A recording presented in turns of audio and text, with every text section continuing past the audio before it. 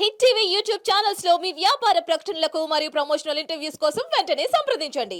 అమ్మా, అంటే మీరు ఆల్రెడీ చెప్పారు మీ లవ్ మ్యారేజ్ అని. అసలు ఎలా స్టార్ట్ అయింది మీ ప్రేమ? నేను 6th క్లాస్ నుంచి ఆ అబ్బాయి నాకు తెలుసు మేడం. 6th క్లాస్ నుంచి పరిచయం అయిన తర్వాత 9th క్లాస్కి వచ్చేసరికి మ్యారేజ్ చేసుకున్నాం. అది కూడా అమ్మ వాళ్ళకి విడిచిపెట్టేసి అతనితో వెళ్ళిపోవడం జరిగింది. వాళ్ళ మేనత్తాళ్ళ ఇంటికి తీసుకుని వెళ్ళారు. అక్కడికి వెళ్ళిన తర్వాత మ్యారేజ్ అయింది. ఆ తర్వాత మా నాన్న వాళ్ళు మాట్లాడిన తర్వాత కన్విన్స్ అయికొని మాట్లాడి తీసుకుని వెళ్ళారు. దగ్గర ఉండి అతనికి ఏం పని లేదు, అప్పుడు పెయింటింగ్ వేసుకొని ఉండేవారు అన్నమాట. మరి మా నాన్న చూస్తే 4 men అవుట్ ఆఫ్ వెళ్తూ వస్తుండే కూడా ఇక్కడ కూడా ఏ పనులు చేసుకునేవారు అనమాట. పనులు మంచి పేరు ఉండేది నాన్నకి. ఆ దాంతో మా ఆయన కూడా ఒక రెగ్యులర్ గా అవుట్ ఆఫ్ లోన్ పరిచయం చేసి పనిలో వేసారు. పాస్పోర్ట్ అవన్నీ రెడీ చేసి ఆ తర్వాత చేసిన తర్వాత అతను ఒకసారి వెళ్ళాడు. సంవత్సరం 7 నెలలు ఉన్నారు. ఆ తర్వాత నాకు హెల్త్ బాగోలేదని హాస్పిటల్లో ఉన్నానని వచ్చారు. వచ్చిన తర్వాత హెల్త్ బాగోలేదని మరి అతను ఇంకెళ్ళలేదు, నా దగ్గర ఉండిపోయాడు. అదే ఉండిపోవడము వేరే గేమ్ పెట్టిన తినేటప్పుడు ఆంటీ అన్న ఒక ఆవిడ పరిచయమైంది. ఆవిడ పేరు ప్రవీణ. ఆవిడ అప్పుడు వయసు అంటే 37 అయింది, ఇప్పుడు 47 ఎంత ఉంటుంది. అంటే ఇదంతా జరిగి 10 ఏళ్ళు అవుతుంది. అసలు మీరు 9 ఏళ్ళు అవుతుంది. 9 ఏళ్ళు మీరు పెళ్లి చేసుకున్న మీ వయసు ఎంత? 16 సంవత్సరాలు. మీ వయసు 16 సంవత్సరాలు. మీ ఆయన వయసు 18 ఏళ్ళు.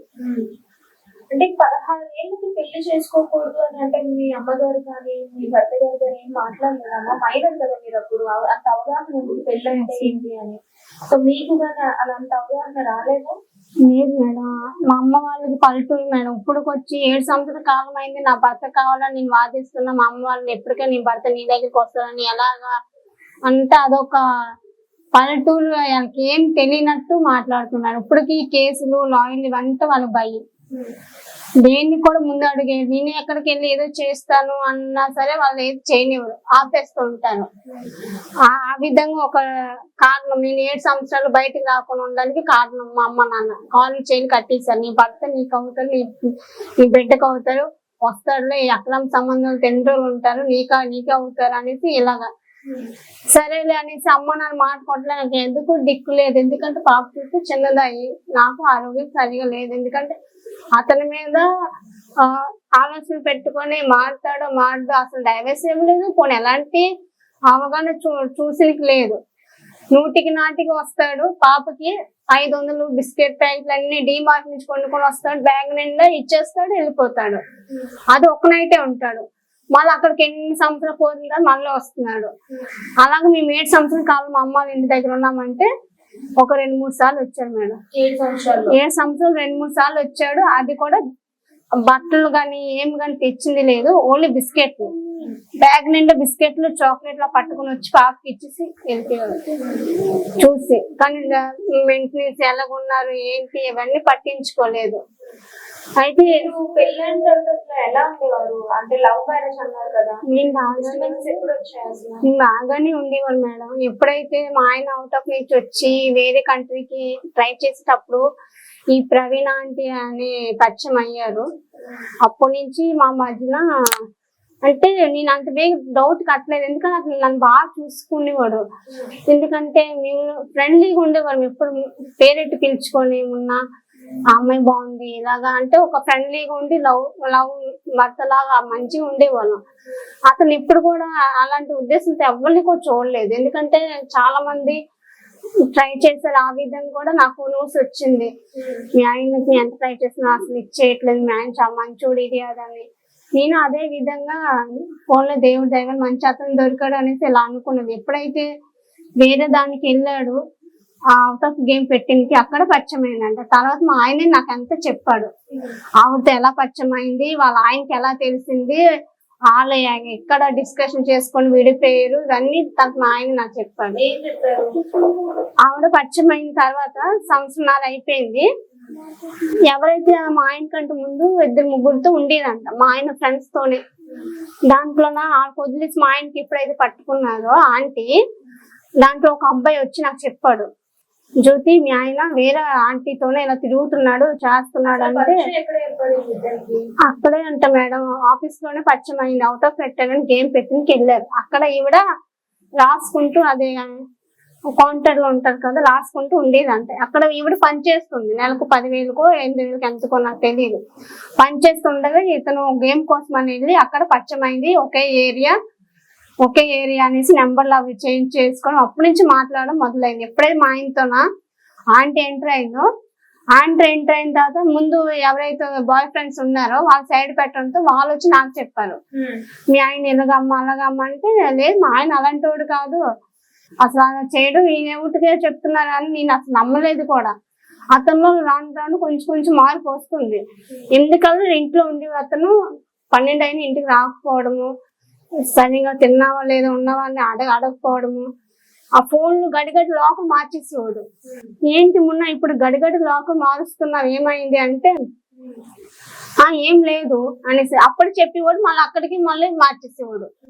నాకు చేంజెస్ వీళ్ళు చెప్పింది చూసి నాకు డౌట్ వచ్చింది.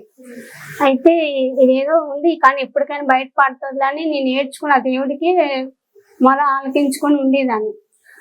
ఒకనాడు ఏమైంది, ఎవరైతే ఆవిడ ఉన్నారో వాళ్ళ భర్తకి తెలుసా? ఆ భర్త తెలిసి వచ్చేసారు మేడం. అక్కడి నుంచి వచ్చేసి అవుట్ ఆఫ్ నుంచి అతను వచ్చారు. ఈ ఆంటీ ఎవరైతే ఆంటీ వాళ్ళ భర్త వచ్చేసారు మేడం అవుట్ ఆఫ్ నుంచి. వాళ్ళ ఆయన ఎప్పుడైతే వాళ్ళ ఆయన తెలిసిందో అవుట్ ఆఫ్ నుంచి అతను రెజన్ కొట్టుకుని వచ్చారు.